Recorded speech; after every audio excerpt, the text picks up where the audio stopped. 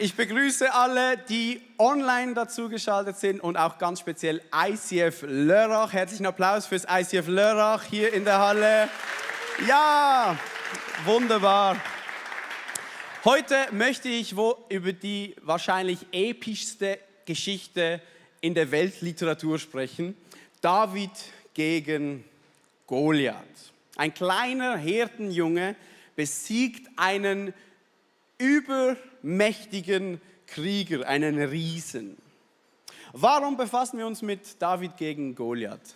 Man könnte sagen, ja, weil die Geschichte einfach geil ist. Aber das ist nicht der Grund, warum wir das tun. Die Geschichte ist der Hammer, man könnte einen Kinofilm daraus machen. Aber das ist nicht der Grund. Der Grund, warum wir uns mit dieser Geschichte beschäftigen, ist, weil es heute in deinem und meinem Leben immer noch Riesen gibt. Diese Riesen heißen nicht Goliath, sondern vielleicht Angst oder Sorgen. Vielleicht heißen deine Riesen Schlafstörungen. Vielleicht heißt dein Riese Depression. Vielleicht ist es eine Sucht, die du nicht überwinden kannst, die vor dir steht wie ein Riese und dir das Leben raubt. Vielleicht ist ein Riese Gier oder Egoismus, was auch immer dein Riese ist, was auch immer für ein Riese vor dir steht. Ich möchte, dass du heute weißt, Gott möchte dich davon befreien. Gott ist ein Gott der Freiheit. Gott ist ein Gott des Exodus. Er ist ein Gott, der sein Volk Israel aus der Sklaverei befreit hat. Gott ist ein Sklavenbefreier. Jesus sagt mal in Johannes 8, Vers 36, wenn also der Sohn euch frei macht, werdet ihr wirklich frei sein. Also wirklich frei.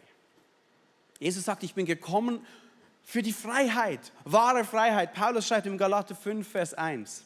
Zur Freiheit hat uns Christus befreit. Und ich möchte, dass du dir das nie ausreden lässt. Du bist für Freiheit berufen. Freiheit ist deine Bestimmung. Dieser Riese gehört nicht zu dir. Es ist nicht Teil deiner Identität. Freiheit ist deine Bestimmung. Amen. Das ist das, was Jesus für uns möchte. Deswegen ist er für uns am Kreuz gestorben, dass wir in Freiheit kommen. Und wenn wir jetzt in diese Geschichte eintauchen von David gegen Goliath, dann ist das nicht einfach eine Story, wie ein kleiner Herdenjunge einen Riesen besiegt, sondern es ist die Story von deiner Freiheit. Wie du dein Riese los wirst. Und ich bin voller Mut und Glauben heute Morgen hier hingefahren, in der Überzeugung, dass du heute mit mehr Mut diese Halle verlässt, als du reingekommen bist. Mit mehr Hoffnung und mit mehr Freiheit. Und ich bete, dass heute du einen übernatürlichen Mut empfängst. Und dass du heute hier rausgehst und deinen Riesen in die Augen schauen kannst und sagst, du gehörst nicht zu mir. Ich bin für Freiheit berufen. Ich möchte noch beten zum Anfang und dann steigen wir ein. Ist das gut? Okay. Gott, du kennst unsere Riesen, du kennst jeden Riesen der Leute, die jetzt online zuschauen. Und ich bitte dich, sprich du zu uns heute Morgen. Sprich du ein Wort der Ermutigung, dass wir die richtige Perspektive einnehmen können. Schenk du uns Glauben, übernatürlichen Glauben heute Morgen. Amen. Amen. Also, wir tauchen ein in die Geschichte. 1. Samuel 17, 1 bis 11. Und die Philister sammelten ihre Heere zum Kampf und sie versammelten sich in Socho.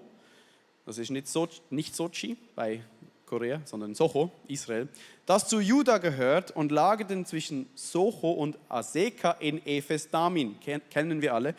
Und Saul und die Männer Israels hatten sich versammelt und lagerten in der Ebene Ela und stellten sich in Schlachtordnung auf, um gegen die Philister zu ziehen. Und die Philister standen am Berg auf der einen Seite und Israel stand am Berg auf der anderen Seite und zwischen ihnen lag das Tal. Stell dir das vor, 2 Armeen stehen sich gegenüber. Die Philister und die Israeliten. Auf einem Berg und die anderen auf dem anderen Berg und in der Mitte ist das Tal, wo man sich dann abschlachtet. Stell dir vor, diese Anspannung, wie das gewesen sein muss. Stell dir vor, du stehst in einer dieser Schlachtreihen. Deine Familie, deine Frauen und Kinder sind zu Hause. Du weißt, jetzt geht's dann ran. Du weißt, sehr viele von deinen Freunden werden jetzt sterben, von deinen Kameraden und die Wahrscheinlichkeit, dass es dich erwischt oder du eine tödliche Wunde mitnimmst, ist ziemlich hoch.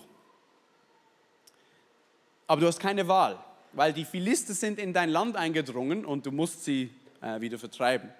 Lesen wir weiter im Text. Da trat der Einzelkämpfer heraus aus den Heeren der Philister. Goliath war sein Name. Er war aus Gath. Er war 6 Ellen und eine Spanne groß. Und auf seinem Kopf hatte er einen Helm aus Bronze und trug einen Schuppenpanzer. Und das Gewicht des Panzers war 5000 Schekel Bronze. Und er hatte eine bronzene Schiene an seinen Beinen und ein bronzenes Krummschwert zwischen seinen Schultern. Und der Schaft seines Speers war wie ein Webbaum und die Spitze seines Speers wog 600 Schekel Eisen und der Schildträger ging vor ihm her.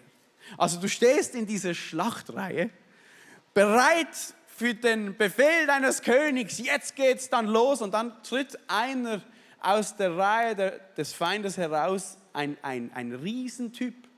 Es heißt, der 6 Ellen und eine Spanne groß.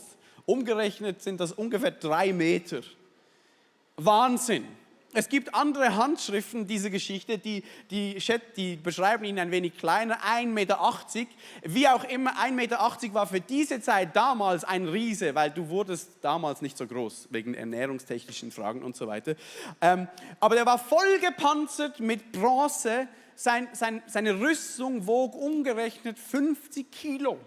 Und den Speer, den er in der Hand hatte, war so dick wie ein Baum und die Spitze seines Speers war nur die Spitze 7 Kilogramm. Also ein Monster, eine Wucht, ein Krieger, oder?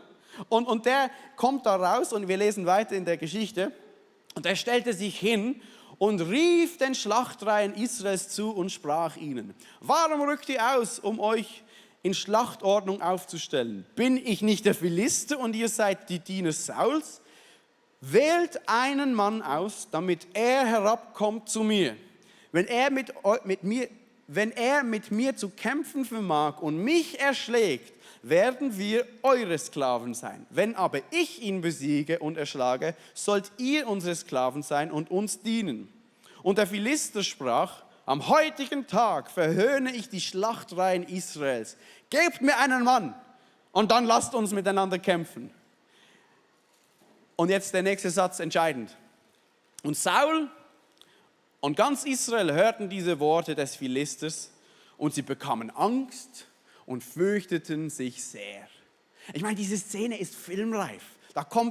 Ich habe Troja, den Film Troja im Kopf. Achilles gegen den anderen, wie heißt der? Hektor. 2 Champions treten gegeneinander auf und der verhöhnt die Schlachtreihen Israels. Wählt einen aus, der soll gegen mich kämpfen. Und wenn ich gewinne, dann ist ein Stellvertreterkampf, versteht ihr? Dann verliert ihr als Gesamtes. Und wenn der andere gewinnt, verlieren wir als Gesamtes und wir sind eure Sklaven. Also, und eigentlich eine ressourcensparende Methodik für einen Krieg. Manchmal wünscht man sich das, dass sich einfach die Leiter der verschiedenen Parteien aufs Dach geben und dann haben der Rest hat Ruhe. Aber dieser Goliath, der hat so eine Wucht und so eine Stimme und ein Aussehen, dass bei allen die Angst hochkommt. Alle haben Angst, diesem Goliath entgegenzutreten. Und schaut, das ist das, was Riesen in unserem Leben so an sich haben. Ich weiß nicht, was dein Riese ist. Aber oft ist es so, dass sie uns das Gefühl geben, keine Chance zu haben. dass wir Angst haben, gegen sie anzutreten. Und wir lesen in dieser Geschichte, dass Goliath 40 Tage, morgens und abends, zweimal täglich, nach vorne tritt und die Israeliten verhöhnt. 40 Tage getraut sich niemand, diesem Goliath entgegenzutreten.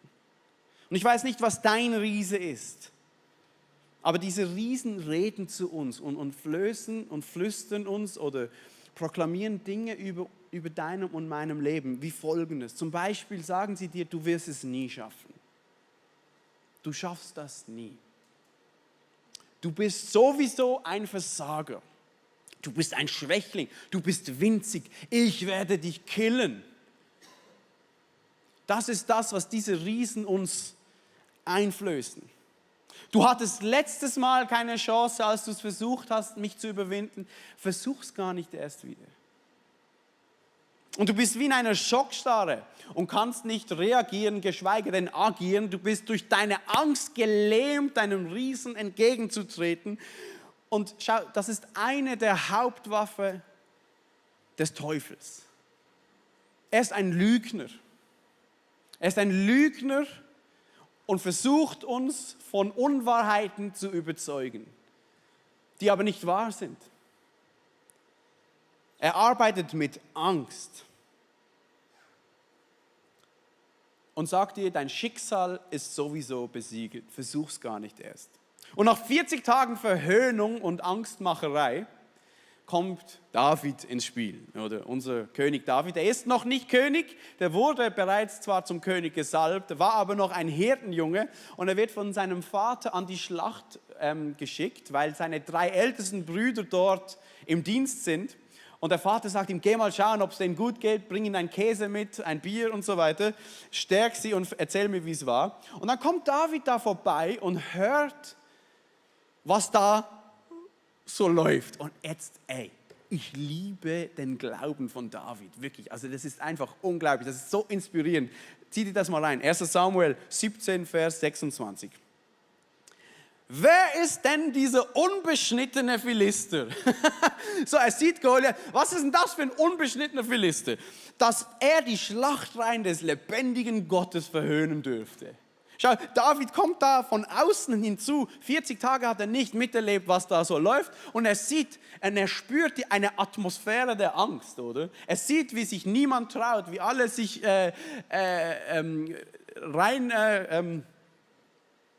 verstecken und so. Und er schaut dem Goliath in die Augen von Weitem und sagt zu den Leuten, was ist denn das für ein unbeschnittener Philister, der sich sowas traut, die Schlachtreihen Gottes zu verhöhnen. So, und der Glaube Davids spricht sich herum im Lager und dann wird Saul, der König, aufmerksam und er lässt ihn zu sich holen. Und jetzt lesen wir 1. Samuel 17, Vers 32.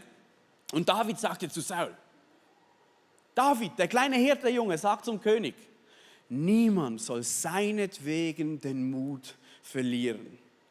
Dein Diener wird gehen und gegen diesen Philister kämpfen. Ist der Glaube von David nicht faszinierend? Niemand soll den Mut verlieren. Ich gehe und kämpfe gegen diesen unbeschnittenen Hund. So. Und ich finde diesen Satz so genial und ich bin überzeugt, Gott möchte dich heute so ermutigen mit diesen Sätzen. Niemand soll den Glauben verlieren. Niemand soll den Mut verlieren. Niemand verliert nicht deinen Mut, nur weil so ein Riese da rumblökt. Weil ein Riese da die Fresse aufmacht. Verstehst du? Niemand soll den Mut verlieren. Ich gehe und kämpfe für dich. Gott kämpft für dich. Du musst das nicht selbst tun. Ich liebe das. Wer ist dieser unbeschnittene Philister? So quasi. Was soll das? Man könnte das auch umdrehen. Was ist das für eine Angst in deinem Leben? Was bildet sich die ein, dir das Leben schwer zu machen? Was soll das? Was ist das für ein Riese, der dich einschüchtert? Weiß der nicht, wer du bist? Du bist ein Kind des höchsten Gottes. Dieser Riese sollte Angst haben vor dir. Verstehst du? Das Mindset von David, der kommt da, was ist denn hier los? Inspirierender Glaube. Der Name von David bedeutet, er ist ein hebräischer Name und bedeutet übersetzt auf Deutsch der Geliebte. David heißt der Geliebte. Und das hat zu mir gesprochen. Ich glaube, es ist kein Zufall, dass David David heißt. Schau, David wusste, wer er ist in Gottes Augen. David wusste, er ist geliebt von Gott. Seine Identität war klar. Schau, wenn du in deinem Leben Riesen attackieren möchtest, dann musst du wissen, wer du bist. Dann musst du wissen, du bist geliebt von Gott. Du bist ein Kind Gottes. Verstehst du, was ich dir sage heute? Du musst das wissen. Ich finde das immer so frustrierend, wenn ich in Gesprächen, in seelsorgerlichen Gesprächen mit Leuten quatsche und sie zweifeln daran, dass Gott sie liebt. Und das frustriert mich und macht mich auch ein wenig wütend, weil man hat es ihnen schon 100-mal gesagt, aber sie zweifeln immer noch daran. Und dann sage ich den Leuten zum 100. Mal, schau, Gott hat dich geliebt, bevor du irgendeinen Mucks gemacht hast. Paulus sagt, als wir noch Sünder waren, ist Christus für uns gestorben. So, wir sind geliebt, unabhängig von unseren Werken. So, und dann, was fällt dir ein, zu sagen, ja, jetzt habe ich es verbockt, jetzt liebt mich Gott nicht mehr. Wenn Gott dich auch nicht geliebt hat, weil du was Gutes gemacht hast, sondern als du noch Sünder warst. Manchmal müssen wir wirklich unsere Identität mal fixieren, verstehst du? Und ich weiß, ich bin nicht so ein guter Seelsorger, ich sag mal, jetzt begreif's mal so. Aber verstehst du, David wusste, hey, verstehst du, wir brauchen Christen, die das wissen und nicht immer zweifeln, oh, Gott liebt, nein, Gott liebt dich, er mag dich sogar. Unabhängig von deinen Werken. Das ist die Botschaft. So, David wusste, ich bin geliebt. Was ist denn das für ein unbeschnittener Philister da? Hey, niemand soll den Mut führen, ich gehe. So, okay. Das hat was mit Glauben zu tun, mit Identität. Du musst das wissen, du bist geliebt. Schau, und wenn Gott für dich ist, wenn Gott für dich ist, wer kann gegen dich sein? Welcher Riese in deinem Leben ist größer als Gott? Paulus sagt im 2. Timotheus 1, Vers 7, denn Gott hat uns nicht einen Geist der Angst gegeben, sondern einen Geist der Kraft und der Liebe und der Besonnenheit. Schau, du bist geliebt, du bist für Freiheit berufen und du hast Kraft. Amen? Amen. Heute wird es ein bisschen pfingstlich, so ein bisschen charismatisch. Das heißt, ich brauche eure Unterstützung. Amen.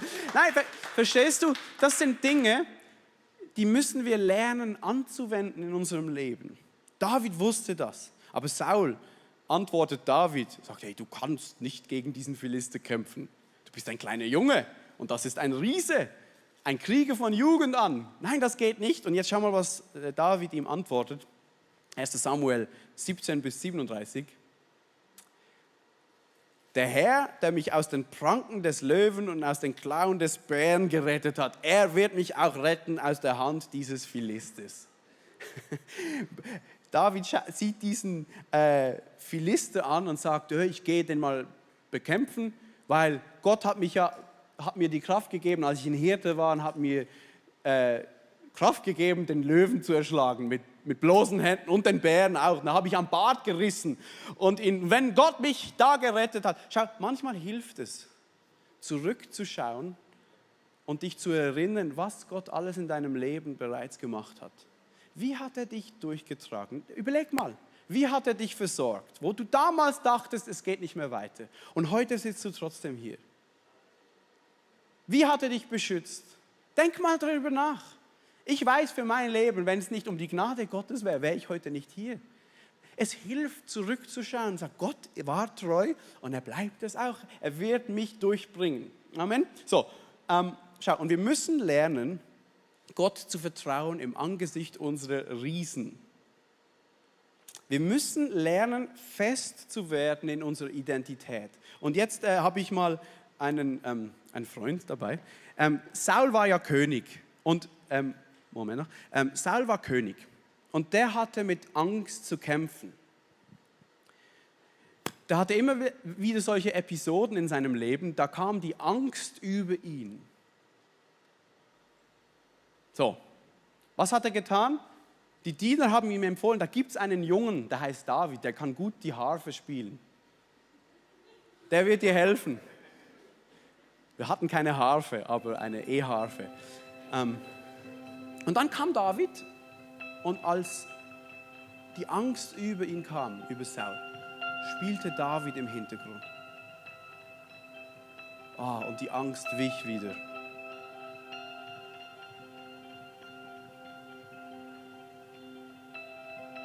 Und die Atmosphäre änderte sich. Und deswegen machen wir manchmal am Ende der Predigt der Pianist, der dann reinspielt. Din, din, din. Weil das macht was, oder? Jesus liebt dich. Er kämpft für dich.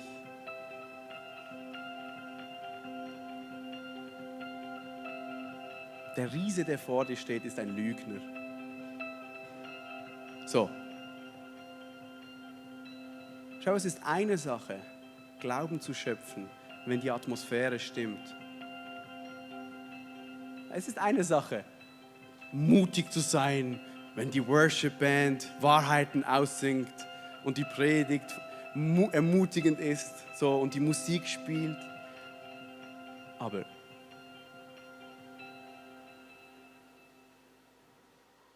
es ist eine ganz andere Sache, wenn du da draußen morgen deinem Riesen begegnest und keine Worship-Band da ist und keiner, der dich ermutigt, niemand dir gut zuredet. Und Saul, er war der König, Kopf größer als alle anderen. Es wäre sein Job gewesen, jetzt da nach vorne zu gehen und diesen Philister zu erledigen. Tat er aber nicht, weil die Angst, weil die Atmosphäre nicht da war. Verstehst du? Da war kein Harfenspieler.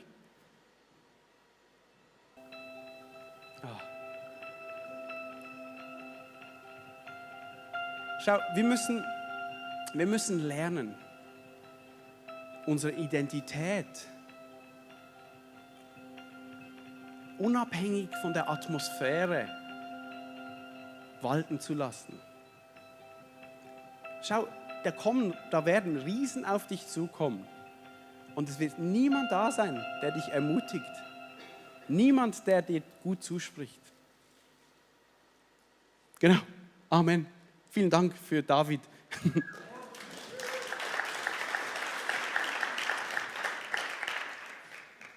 Und manchmal müssen wir selbst diese Wahrheiten aussprechen. Wir müssen diese Wahrheiten kennen, wir müssen sie proklamieren. So, und die Geschichte kennen, die wissen, David zieht die Rüstung von Saul an, die passt ihm nicht, dann sagt er, komm, ich gehe so wie ich will, ohne Schwert, mit einer Schleuder, einem Stock und geht auf diesen Goliath zu und er geht dahin im Namen des Herrn, so läuft er und stell dir vor, alle wissen, das Schicksal unserer Armee hängt in diesem Heer. Alle wissen, wir sind verloren, oder?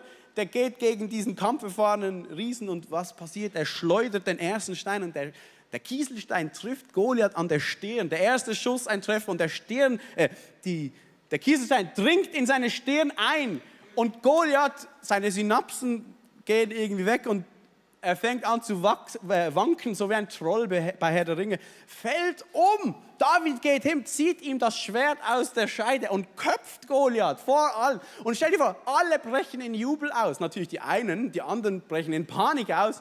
Ja! Und sie verfolgen die Philister, schlagen sie in die Flucht und ein Riesensieg. So, und dann heißt es, dass David zu Saul gerufen wird. Natürlich. Und dann heißt es da so in der Bibel, David, nachdem die Schlacht vorbei war, die Philister in die Flucht getrieben wurden, als dann mal aufgeräumt war, wird David zu Saul gerufen und dann heißt es immer noch, als David dann vor ihm steht, der hatte immer noch den Kopf von Goliath in der Hand, so an den Haaren. das sind Geschichten aus der Bibel. Lies mal ein bisschen Bibel, das ist besser als Netflix. Da hat immer noch, das muss ja ein Riesenkopf gewesen sein. Und hat dann irgendwie gemerkt, den habe ich ja noch in der Hand, oder? Schau, wenn wir die Bibel lesen, wird im Gesamten, dann wird etwas klar. Und ich möchte schließen mit diesem Gedanken. Diese Serie, in der wir sind, die heißt ja The Last Kingdom. Und es geht um das letzte Königreich. Es geht nicht um das Reich Davids, sondern um das Reich Gottes, um Jesus als König. Und David war lediglich ein Vorschatten für Christus. Und sein Reich war ein Vorschatten für das Reich Gottes, das gekommen ist mit Jesus. Und das ist jetzt so wichtig, dass du das verstehst und mitnimmst. In dieser Geschichte bist du nicht David. Das ist nicht die Person, die du bist in dieser Geschichte. Jesus ist David in dieser Geschichte. Jesus ist David in dieser Geschichte. Der Kampf von David gegen Goliath ist ein Vorschatten von dem Kampf, den Jesus geschlagen und gewonnen hat. Jesus hat an unserer Stelle, genauso wie David an Stelle des Heeres der Philister, Jesus hat an unserer Stelle den Teufel, die Sünde, den Tod, die Angst besiegt. Du bist nicht David in dieser Geschichte. Du bist einer dieser Israeliten, der sich in die Hosen macht und zuschaut, wie dein Held vorausgeht und den Feind für dich besiegt. So, das ist das richtige Setting. David symbolisiert hier Jesus in dieser Geschichte. Und vor 2000 Jahren ist Jesus als Stellvertreter für uns, hat diesen Riesen in die Augen geschaut, der diese Welt knechtet, hat ihn am Nacken gepackt, die Schlange am Boden gedrückt und ihr Kopf zertreten. Und Jesus hat das für deine Freiheit gemacht. Und der Teufel hat das nicht verstanden. Oh, der Sohn Gottes kommt. Ja, komm, den bringen wir um. Weil er die Liebe nicht versteht. Aber Jesus ist aus dem Grab wieder auferstanden als Sieger. Und unser Job ist es, in diesem Sieg zu laufen. Und wir können jubeln. Verstehst du? Wir können jubeln, so wie das Volk damals David zugeschaut hat. Manchmal zuckt dieser Riese noch. Der Kopf ist ab, der zuckt noch. Der kann noch lügen. Die Bibel sagt, der Teufel ist wie ein Löwe, der umhergeht und brüllt. Ich sagte, dieser Löwe hat keine Zähne mehr. Der brüllt noch, aber Jesus hat ihm die Zähne ausgeschlagen. Verstehst du? Wir brauchen keine Angst mehr zu haben. Das ist der Clou am Evangelium, am Kreuz. Das Böse, der Tod, die Sünde ist besiegt.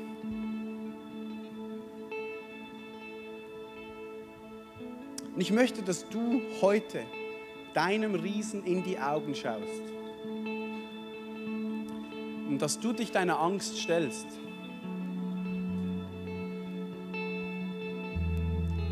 Und du ihm entgegentrittst, nicht in deiner Macht. Dein Job ist es nicht, den Riesen zu besiegen. Dein Job ist es, dahin zu gehen im Namen von Jesus, mit dem Sieg Jesus im Rücken. Schaut, manchmal geben wir dem Teufel viel zu viel Macht, viel zu viel Raum. Es ist wie die Maus, der Schatten der Maus sieht aus wie ein Monster, aber dann schaust du mal, machst mal das Licht an, siehst, es ist eine Maus. Du bist für Freiheit berufen, du bist für den Sieg berufen.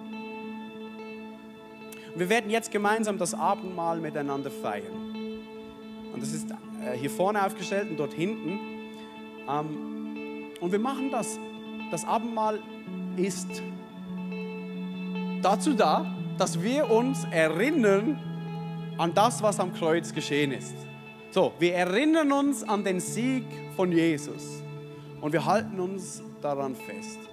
Und du kannst gerne nach vorne kommen, das Abendmahl, das Brot zu dir nehmen und den Saft und das an deinen Platz nehmen. Und dann nimm es noch nicht zu dir. Wir machen das nachher gemeinsam.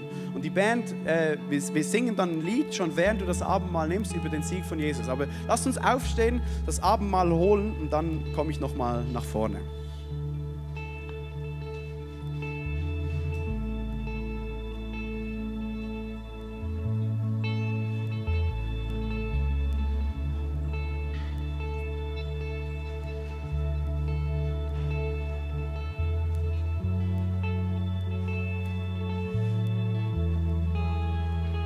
There is a name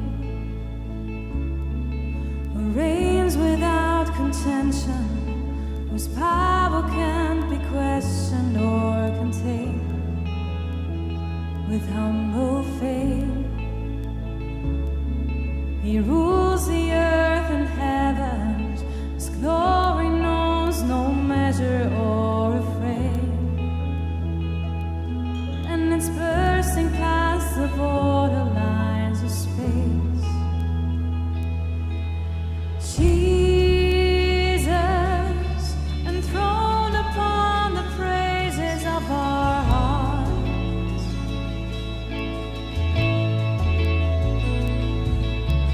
Jesus, you're the King and you're the center of it all.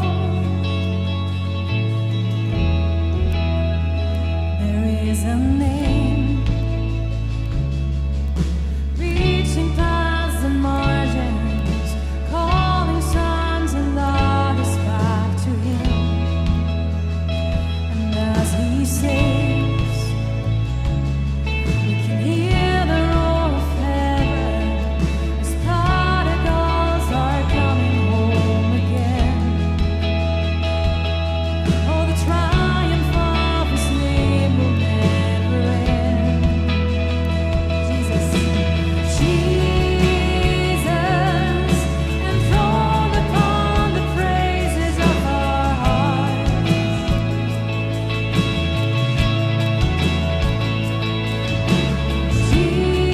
Jesus, you're the King and you're the center of it all.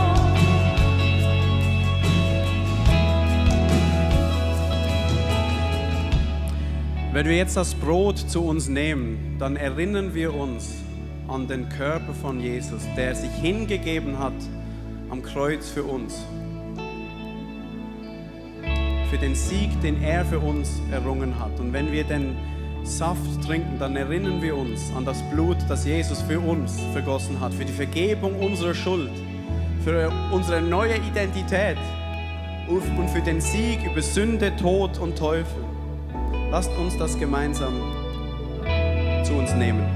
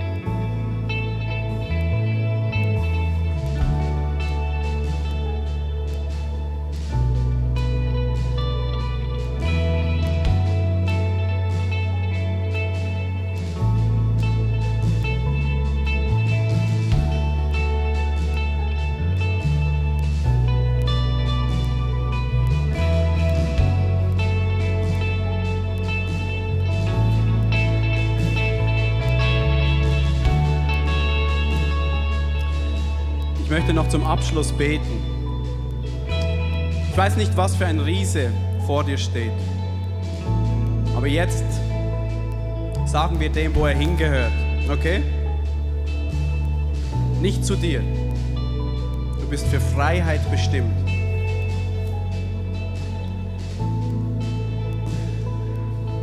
Du bist für Freiheit bestimmt. Und jetzt machen wir mal etwas, das wir, glaube ich, noch nie gemacht haben. Lass uns mal aufstehen für diesen Moment. Stell dir nochmal diese Szene vor, wo David diesem Riesen den Kopf abgeschlagen hat. Also, je nachdem, wie grafisch du dir das vorstellen möchtest. Auf jeden Fall, der Riese ist besiegt. Und das ganze Volk Israel bricht in Jubel aus. Und das ist unsere Position. Der Feind ist besiegt. So, und ich glaube, wenn wir jetzt alle gemeinsam einmal richtig jubeln und klatschen und johlen für Jesus, für diesen Sieg, den er errungen hat für uns, dann muss der Riese gehen. Okay? Jetzt machen wir das mal auf 3. Ich zähle auf 3 und dann schreien wir so laut, wie wir können und jubeln über unsere Freiheit, okay? Können wir das machen? Wir Schweizer, können wir das machen? Ja? Einmal so richtig. Alle machen mit. Jesus hat den Sieg für uns errungen. Amen. 1, 2, 3. Ja! Come on! Come on! Amen! Come on! Amen! Ich spreche Freiheit über dir aus. Die Riesen müssen gehen. Amen! Amen!